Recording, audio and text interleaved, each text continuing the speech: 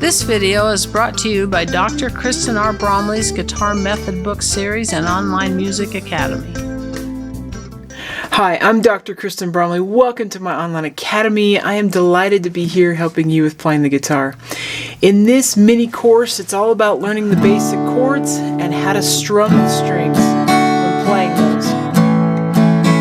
This is a foundational technique. It's probably the thing that the guitar is used for the most. Playing and singing pop and folk and just different songs that we like, or accompanying somebody else singing while strumming those chords. So this is a foundational technique. In each one of these mini course lessons, I go over some chords that are often played together, and we work on some strumming together just a little bit. These lessons are short. If you want something more in depth, then you want to check out the Chords and Harmony books 1 and 2. They're combined into one book now, and the videos that go with that. That goes into great detail, gets you playing all the basic chords and many beyond that. Or you could check out the Guitar 101 course that's here on this channel. It'll get you going on reading notes, reading tablature, and playing songs, playing chords and songs from beginner to beyond intermediate. Basically about a 2-semester course with about 90 minutes of instruction on average per week if you went at that pace once a week. But it could be done slower or it could be done faster. So if you want something more in depth, you want to jump there. But we're going to go in this lesson and just dive in on learning the first 4 chords that I teach every one of my students. So this is the best place to start when learning chords on the guitar. So I've got them written up here in tablature diagrams. Now in this lesson, I'm skipping past all the basic introduction stuff that I normally do in a beginning lesson. You can check out quick answer videos to help with tuning the guitar, the different types of guitars and knowledge about the guitar. Or you could go through the Guitar 101 Lesson 1, which will give you kind of all that basic information. You can do that even without the books. In this mini course, you don't need any books.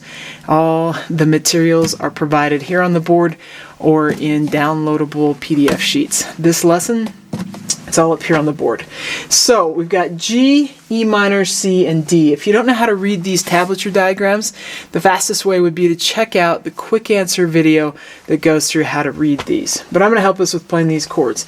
These are the first chords that I start all my students on. This is an excellent place to start.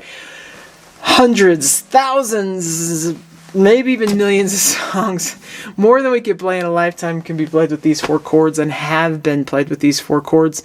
And that's especially true as soon as you start adding in the capo. If you need to know about a capo, you can check out my quick answer video on that. So we'll get started here though with G. Now there's a couple ways to finger G.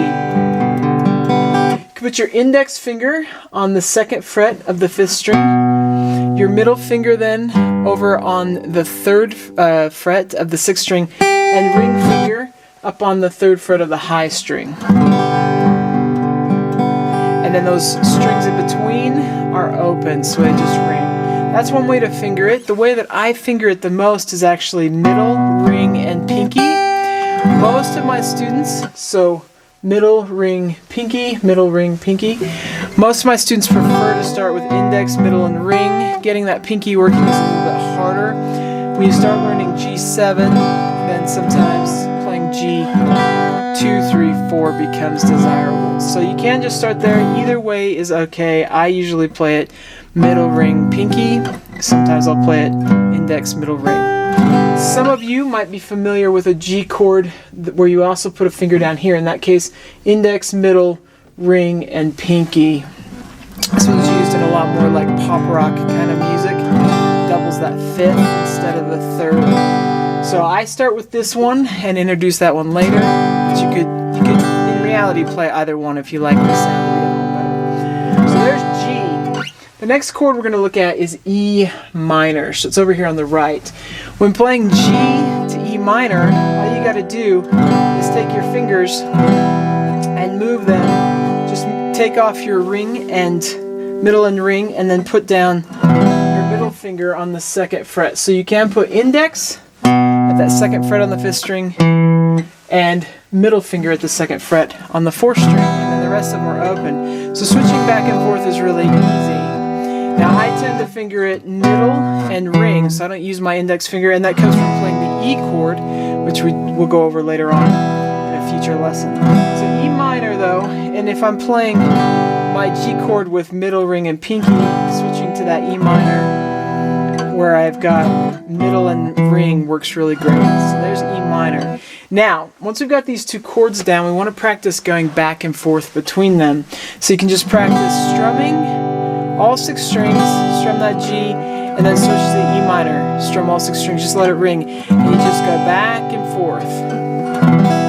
As you get kind of comfortable and you're pretty sure on where those strings are and where your fingers go on those strings, then you can start doing 4 down strums per chord. So we go G, and just do 4 down strums, and then I switch to the E minor, and I try not to interrupt my strumming pattern. So I'm going to start that switch right after I've strummed down, and I just go back and forth. If I can't do it, I want to try and keep my right hand going while I put my fingers down, and then keep my right hand going while I put my left hand fingers down. It'll cover up that switch until it gets faster and faster and faster. You can practice doing that back and forth.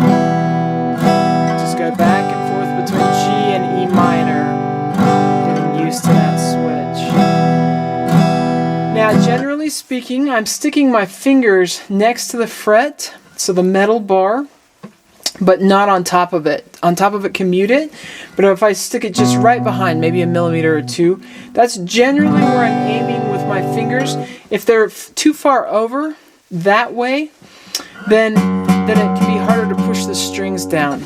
The other thing is, if you're getting a lot of buzzing or you're not hearing the chords ring as clearly as you'd like, you can just pluck through one at a time, and I'm like, okay, that's not ringing. Then I can just adjust my finger and try and figure out until I get it ringing, and then I go through and I'm like, oh, I got a finger somewhere.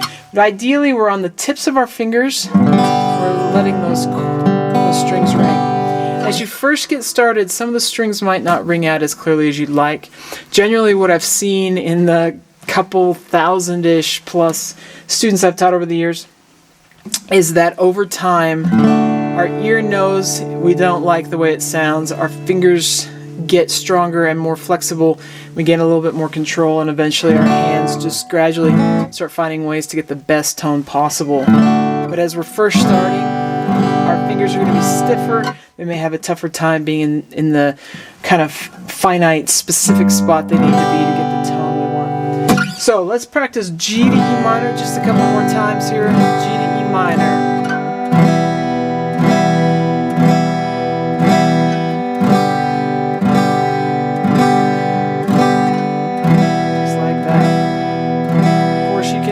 Pause the video and do that as much as you need to, or do as much of that as you need to on your own.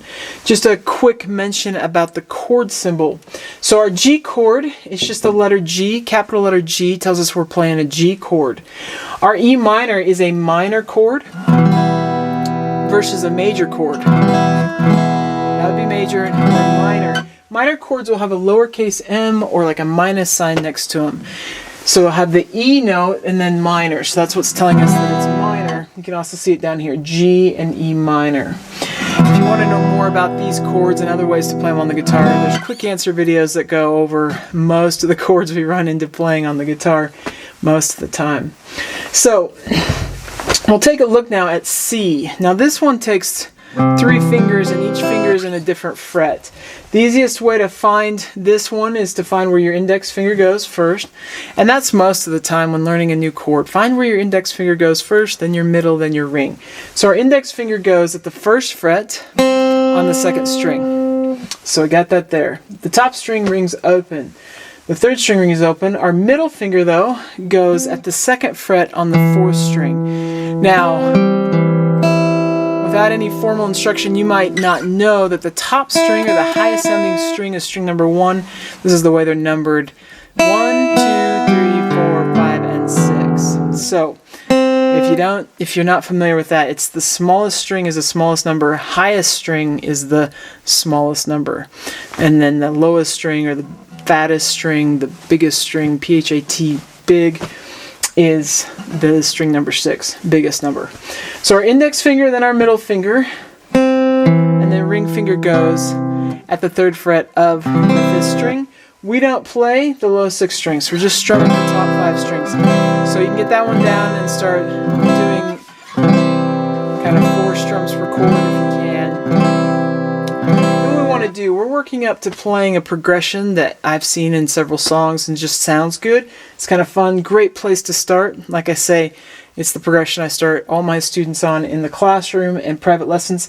G, E minor, C, and D. So we're going to work E minor to C so we can practice at the switch between that. So you're going to have E minor, and then you're going to want to switch to the C chord.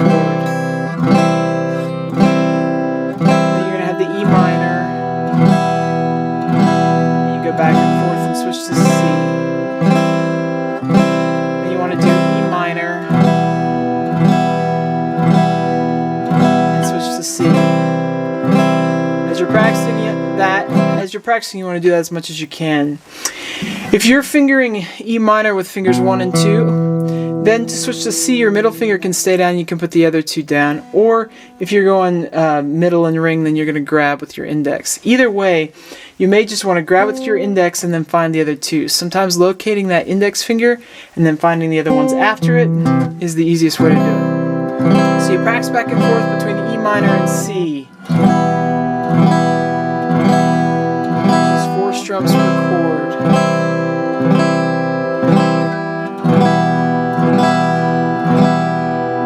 Back and forth.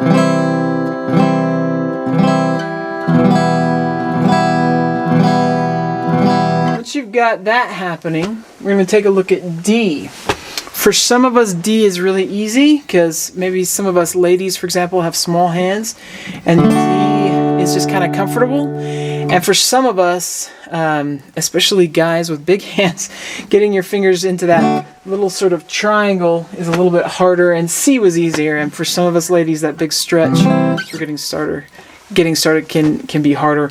Or younger, like the youth and the kids that I've taught over the years. Sometimes kids have an easier time playing D than they do G or C with the big stretches. So just keep working at it and do the best you can, and over time it comes much faster. If you do have really small hands, or if you're young, a child or teenage age, and you can't quite get all this down, you can at first just play the top 4 strings on the guitar. So you can play G, switch to E minor, and C, and then work on that D. So just focusing on the top ones. But most teenage and up, so this is, getting into 13 and 14, especially 14 and up, most of us, our hands are big enough to handle playing a guitar with these chords, full shapes. So D, index finger goes at the 2nd fret on the 3rd string. Middle finger goes 2nd fret on the high string. Ring finger goes 3rd fret on the 2nd string, and we play the 4th string open. We don't play the low 2. So that's a nice D. I kind of even visualize like the D, the triangle, kind of as a D. Rounded it out. We got that one. Once you get that one, it's important to practice going back and forth between C and D. Now this is a little bit trickier because you have to reset your hands entirely. But if I put my index finger down and then add the other 2 for D, then I go back for C, I add my index and then add the other 2, and you just switch back and forth between D and C. Between D and C, back and forth. Once you can do that, you want to try and get your 4 beat strumming happening. Get the D to the C. The D, and then you get the C, back and forth to D and C, so on and so forth, as much as you need to do that. Once you can do that, then it's helpful to do D to G, so you can practice D to G, because we're going to have that one when we repeat the chord progression. So you can have D to G.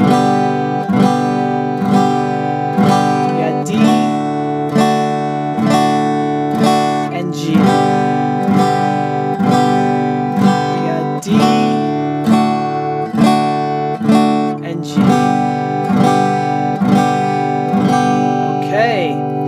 Once we've got all those, we want to play the whole chord progression in a row. So G, E minor, C, and D. So you're going to have G with 4 down strums, E minor to C to D. I'm going to repeat that again. G. You can play right along with me. E minor as best you can. You got C and D. You got G to E minor to C and D. I'm going to do it one more time here. G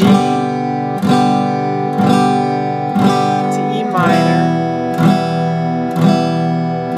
to C to D, and I'm going to end it on G. Okay, now that may take some time. Once you feel comfortable playing those 4 chords, we want to do some more fancy things with the strumming.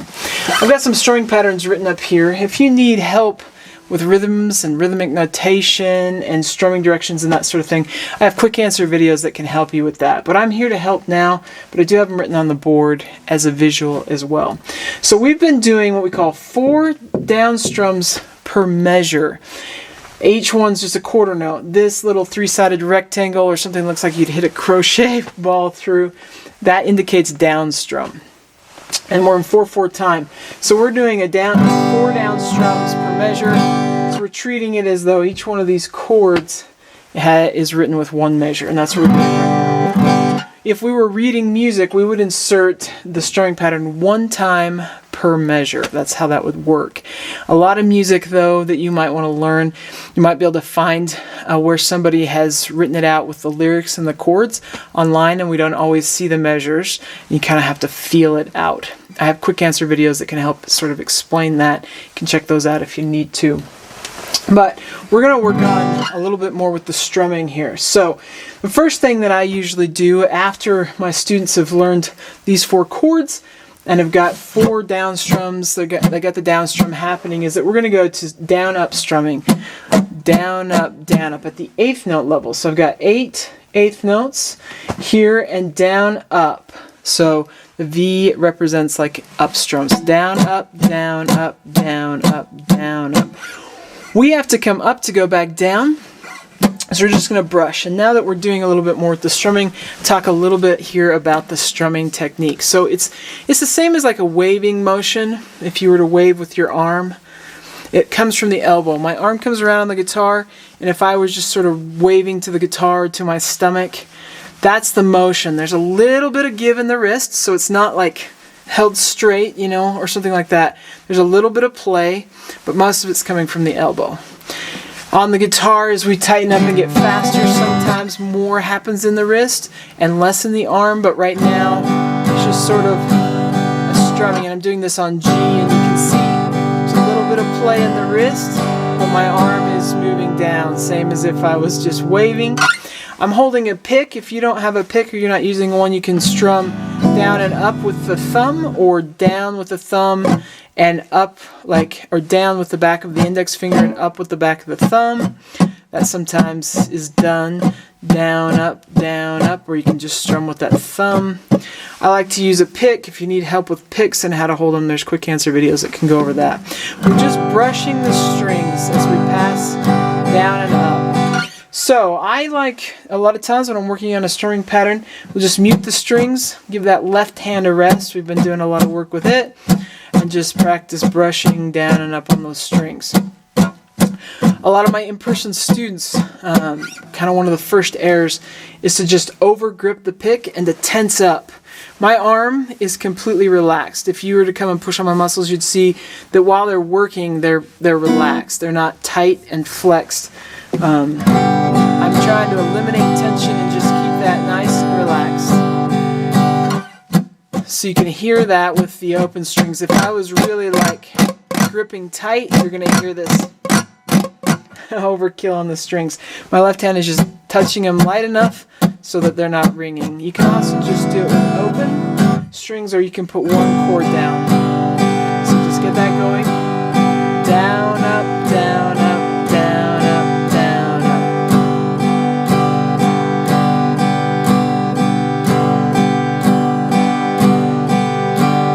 Get that going on a G chord.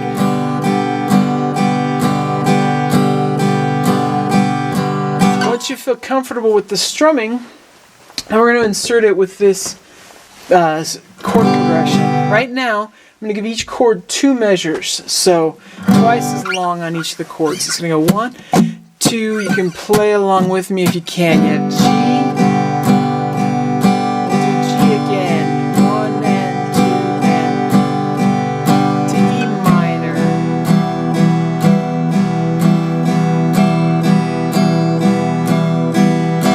To C.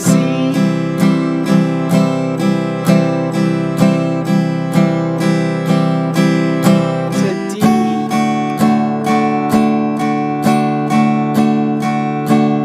I'll take it back to G.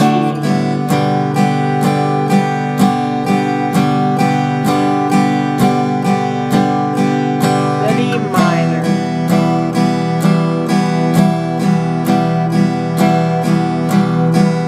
Then to C.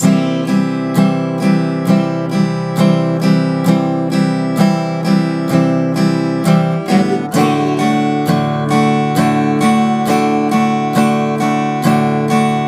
Just end there on G. So after ending, just do a nice long held chord that'll sound nice, and that happens a lot at the end of a song. Let's do it one time per chord now. So 1 and 2 and 3 and 4 and D minor to C and D, B, G, E minor, C and D.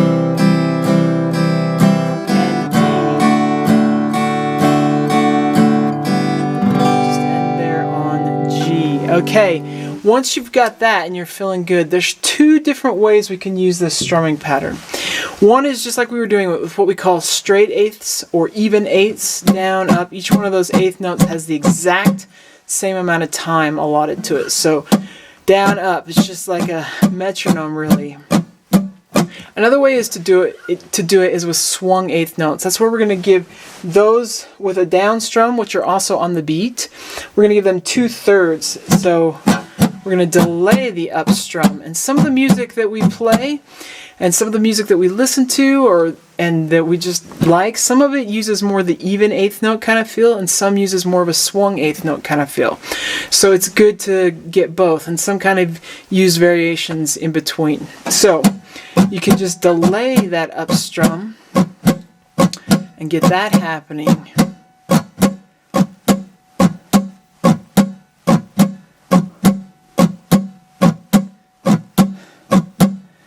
As easy as that.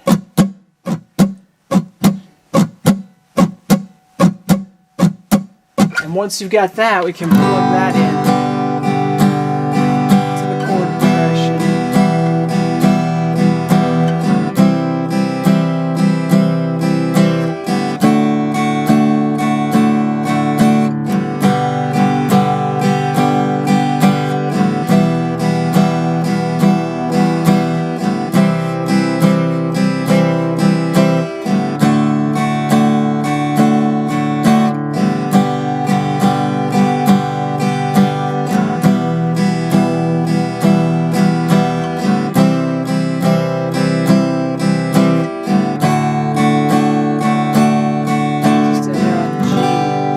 Practice that and just play with that as much as you need to. Once you've got that down, we can get more involved with the strumming. So I'm going to introduce you to a strumming pattern that is one of the most used strumming patterns. It just works with so many different styles, so many different songs. It's an excellent one to play with. You could use it almost all the time, and be just fine. If you were to jump into 3/4 time, it wouldn't work well, but this is for 4/4 time. Most of the music that we play on guitar is in 4/4 time as far as the strumming and singing sort of songs.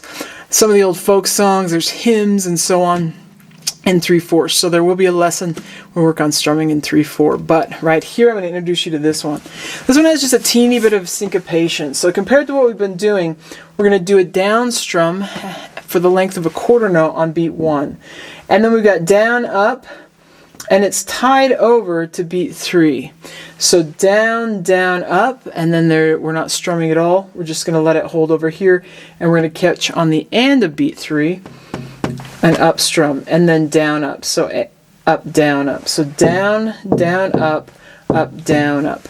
A lot of my students, as they're first getting started, this extra up is a bit much. So they start with down, down, up, down. Gives a reset moment for landing the next chord, and that's really what it's all about, is needing time to change the chord and not letting our brain have to focus on that up strum and where it's changing the chord to. So you can start with down, down, up, down, down, down, up, down. 2 ups back together. 1, 2, up, 4. 1, 2, up, 4. 1, 2, up, 4. 1, 2, up, 4. Down, down, up, down, just like that.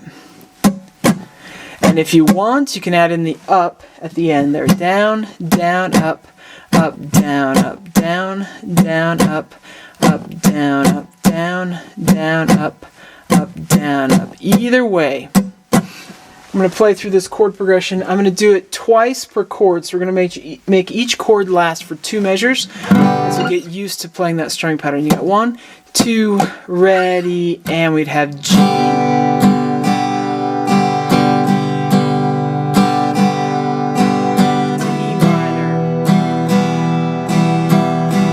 It's okay if you're just doing down, down, up, down. To C, I'm adding that extra up so you can hear it. To D. Do that again. G.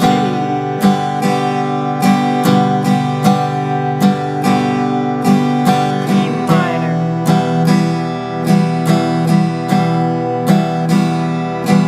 To C. To D.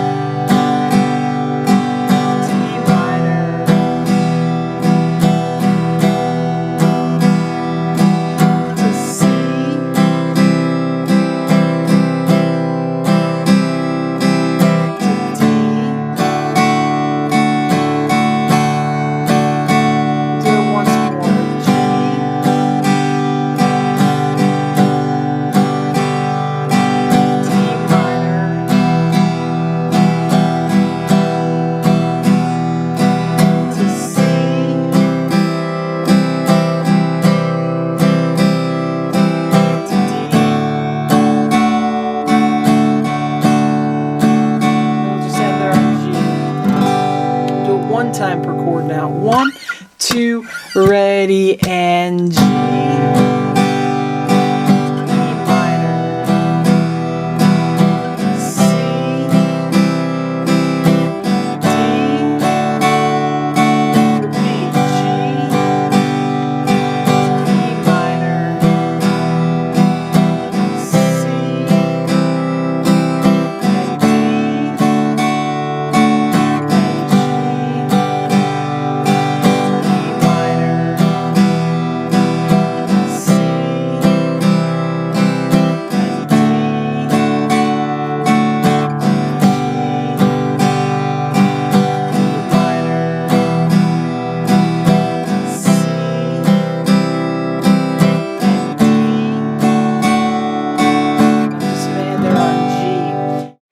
Now with that one, in addition to doing it with straight eighth notes or even eighth notes, you can do it with swung eighth notes. So down, down, up, up, down, down, down, up, down, or down, down, up, down, down, down, up, down, up, just like that. So if I do the strumming pattern or the chord progression with that strumming pattern, you'd have 1, 2, ready, and...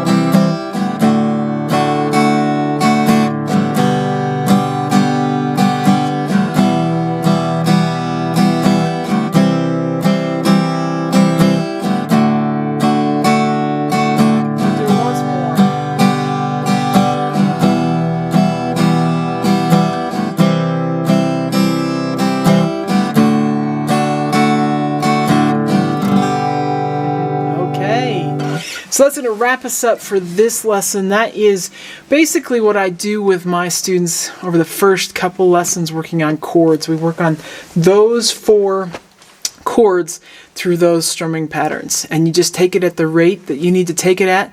Once you've got that down though, you're prepared to play quite a few songs that are written in 4/4 time. They will work with any of those strumming patterns and with those chords.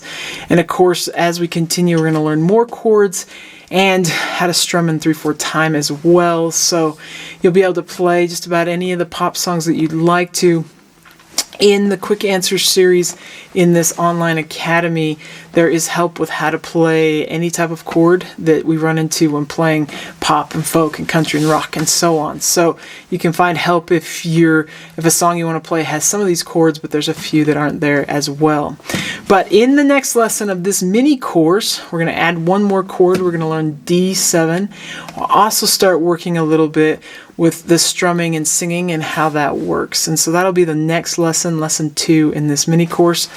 Have a blast with the guitar. I sure love playing the guitar. Take care. I'll see you again. If you found this video helpful, please hit the like button and subscribe to the channel. For more in-depth lessons and to progress through a free guitar course, check out my Guitar 101 series on YouTube and my guitar method books, which all come with access to hours of in-depth video lessons. You can find more information about me and my products at KristenBromley.com. Take care.